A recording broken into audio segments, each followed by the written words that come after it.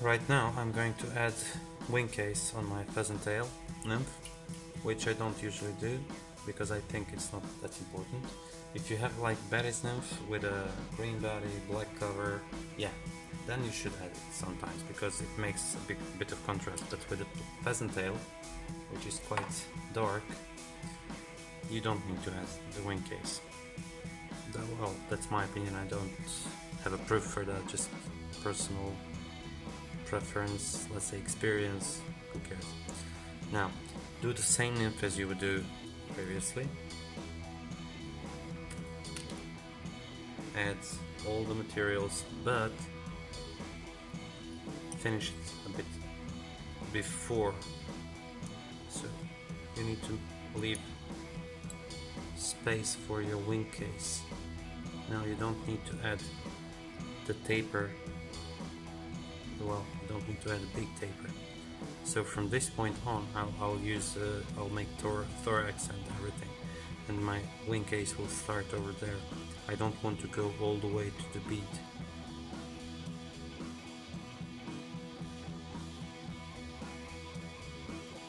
For the wing case here, I'm going to use partridge, and I'm going to use the feather over here. It has a nice color. That's what I like. And you want to tie it for the tips, because when you fold over, it will look nicer. So remove whatever you don't want to have here, like this. So prepare your feather. Take your time. Take the time for that. And now, just with a loose wrap, slide your feather and position it where you want it to be. Okay. Now with your thumb, prepare the feather. Go over it like this, so you can see is it good or not.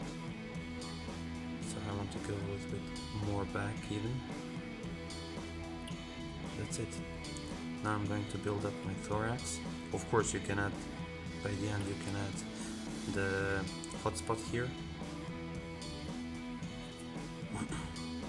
which I'm not going to do. Excuse me. Some of us will say this cover wing case is from the wrong side. Well, according to some people who are much more experienced than I am, it's not.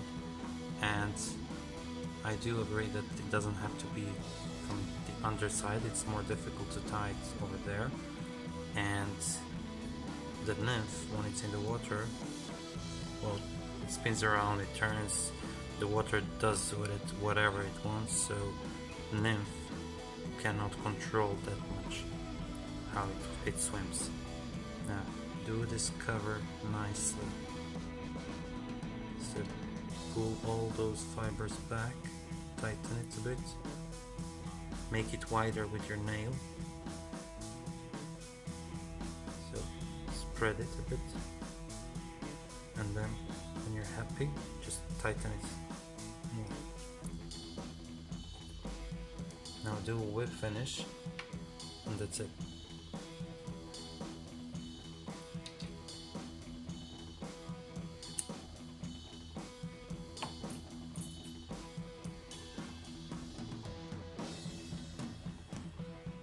Okay, good. I'll catch it with a thread like this, and then, because I'm going to use UV glue for this, I'm going to do only one whip finish knot. Now pull all those fibers down if you can, because it's going to be an obstruction for our UV. Just take it down, take everything what's in your way. You don't want to have anything on the top of it. Now take your needle, take UV glue,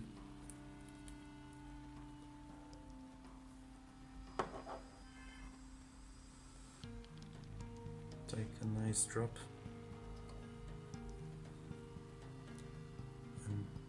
spread it on the top of your fly. Now you can do it with your needle a little bit, like into the material, so it will be even more secure. It will soak in. Cure it for a second or two.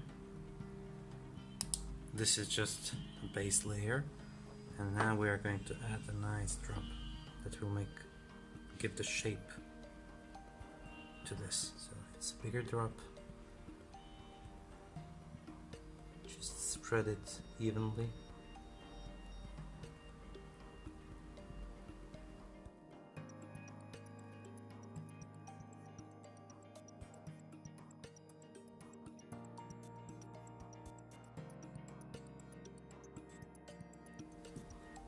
Once you're finished, you can do this. And this is your fly. The partridge has nice colors, which are not very visible right now, but it has nice colors. That mottled shade, brown, green, whatever. So this is finished fly with a partridge wing case. It looks more natural and it's good for realistic flies or anything that you want to make close to the real fly. Now on the other side, you can make this wing case like sort of a hotspot, and you can use some foil, reflective foil for that. Anything will do, like even the wrap of candies will do. So for this one, I'm going to tie the same pheasant tail as before, of course. No hotspot, no add-ons, whatever. Just plain pheasant tail. Of course, it doesn't have to be just wing case. You can add this flash foil along the whole body, along the whole fly, and it's also very good for imitation.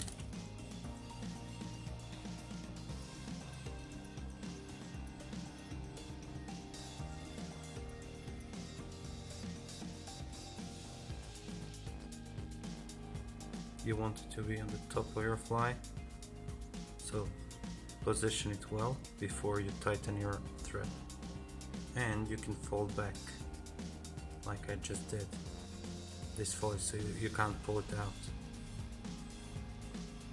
Now when you're happy with the length of your flash, just add whatever material you want to be below it. In this case, again, squirrel dubbing with some UV inside mixed. Make nice even noodle. Wrap it tight. Slide a bit on the bead if you want. Pull them down. You don't want it to be up. With your thread, catch the flash. Pull it a bit, go in front and cut.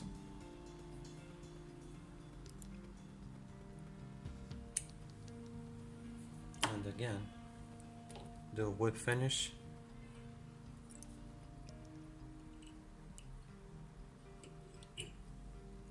Okay, now I'm going to fold back this foil. See? You can do a hotspot here with a pink thread or orange thread, it doesn't matter. Now add UV glue and add a generous amount of it because it will reflect through the bubble and it will look really cool.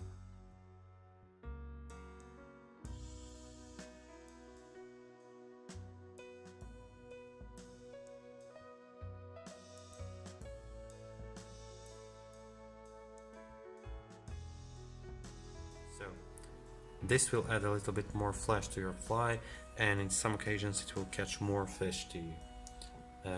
Thank you very much for watching. I hope you liked those variations of pheasant tail nymphs. So let's see. Wing case here and wing case there. It's the same fly.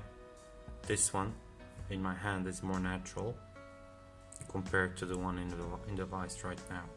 But when you look them from the other side, they're the same, completely the same. So this is one of the options with a wing case. Of course, you can use any material. Peacock, you can use some raffia or nymph skin or whatever you want. Just use it for your covers. Even biot feather is good for that. So I made 6 variations of pheasant tail, but variations are countless. You can combine these 6 variations together and get your own combination, and more or less you'll get the same fly. Only like if you're using, for example, this is variation that's very good, pink bead. That's very good combination, it makes some difference. Flash cover is very good. Or if you want to go more very clear water, you go with something like this. The classic one, so natural or artificial peacock, there are not so many differences. Use whatever you like, whatever you have near you. They're almost the same if you ask me. And hotspot nymphs. It's just your personal preference what you're going to use. So whether it's going to be near the bead or on the butt, it's still the same nymph. So I hope you enjoyed this video. Thank you for watching again, and see you next time.